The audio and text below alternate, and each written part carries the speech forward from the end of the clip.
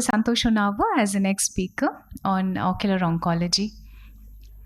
What are the advances? Over to you, sir.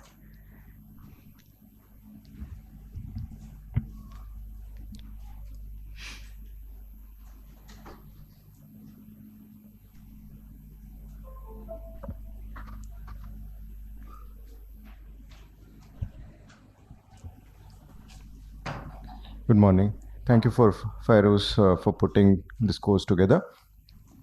I'll be talking briefly on targeted therapy in ocular oncology. That's the new paradigm shift in the management of several of tumors that we are used to.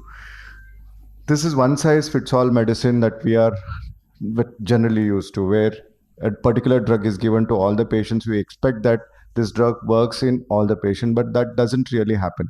Stratified medicine is one when the patient is grouped into several subtypes, disease subtypes, demographics, clinical features, and biomarkers. Whereas when you use biomarkers specifically, then that becomes precision medicine. These are several types of cancer treatment that we are aware of. In ocular oncology, we use two types of target therapy. One is called targeted therapy, where we target the molecules. The second is organ-targeted tumor-specific drug delivery, eye being an isolated organ and the orbit also relatively isolated from rest of the systemic issues, can be targeted with several drugs by means of injections. What exactly is targeted therapy?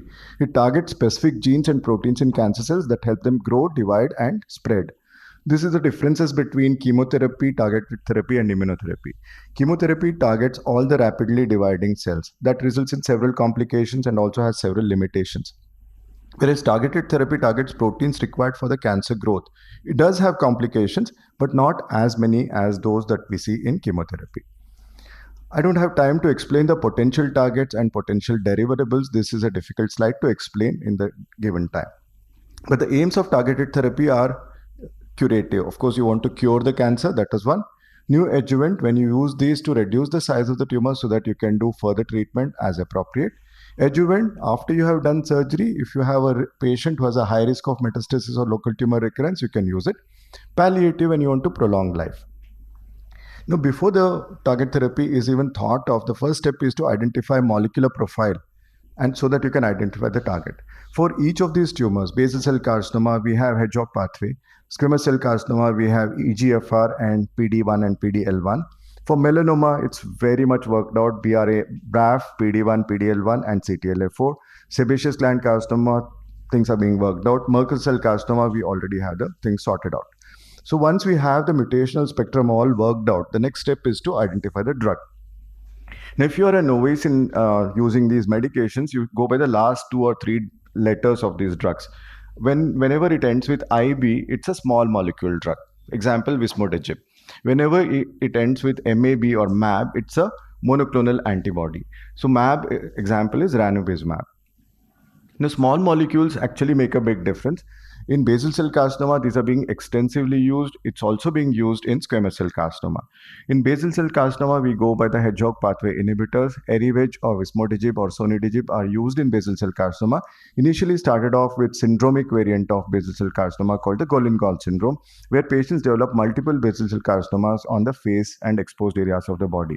That can be treated with this capsule, vismodegib. It is a lifelong treatment. Once we stop this medication, the patients pop back with tumors. It can also be used for orbital invasion of basal cell carcinoma. Like this patient who was inoperable, this is from the literature, where this drug was used to reduce the size of the tumor and keep the patient comfortable as long as he was alive. This is again from Ismaili's group. But this patient had wet ARMD in the right eye, had no vision. In the left eye, cornea and pupillary axis was obscured by a tumor which was in the inferior inferolateral orbit. This patient was inoperable. Again, for that patient, they used erlotinib, which is easily available in India. It reduced the volume of the tumor and thus brought the eye back, and the patient was able to see with the left eye. So it was a palliative treatment, worked well for the patient because the patient was mobile until he was alive. In sebaceous gland carcinoma, we can use several chemotherapeutic drugs to reduce the volume of the tumor.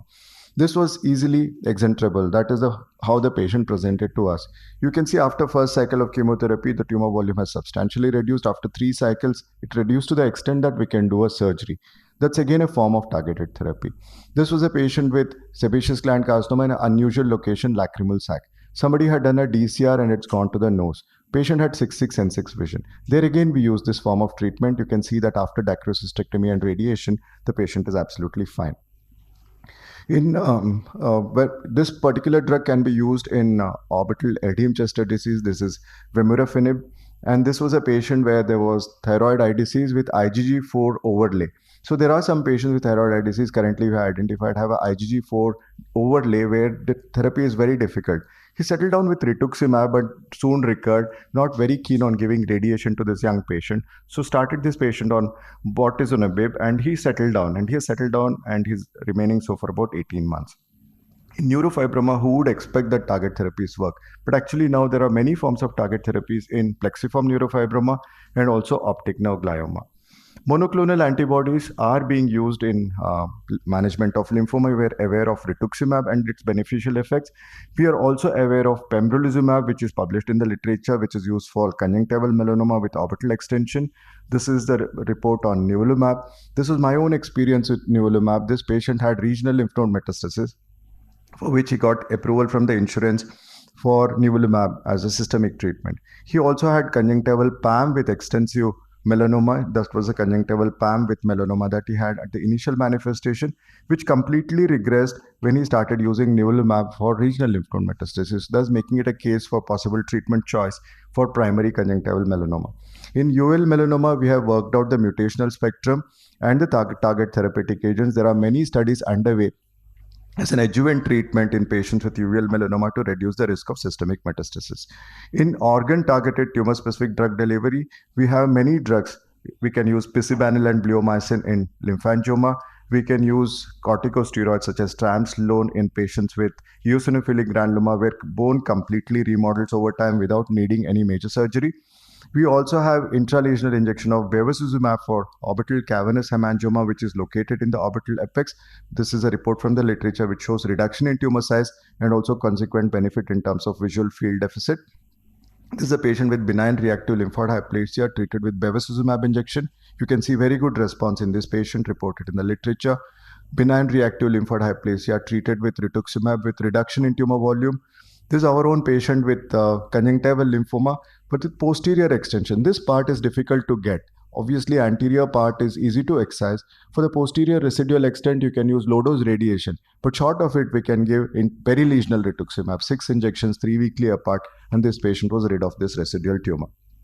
So there are several flip sides of targeted therapy as well. There are side effects and resistances.